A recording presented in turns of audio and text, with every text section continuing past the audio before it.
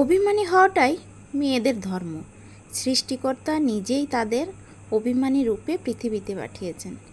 ঢং করবে, ন্যাকামি করবে, চিল্লাবে, অযথা রাগ করবে, সামান্য কথায় চোখের কোণে জল চলে আসবে, হুটহাট অভিমানে গাল ফুলিয়ে বসে থাকবে।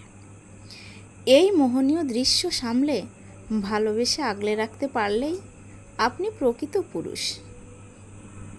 একজন নারী তার শখের পুরুষের থেকে দূরত্ব বাড়িয়ে দেয় কখন জানেন? যখন দেখে তার শখের পুরুষ তার কোনো কিছুতেই আর গুরুত্ব দেয় না।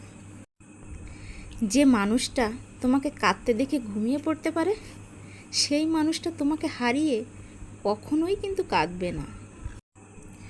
তুমি শুধু একবার তাকে বুঝতে দাও যে তুমি তার প্রতি দুর্বল। তারপর সে হবে তোমার বেসিক, আর তুমি হবে তার ফুটবল।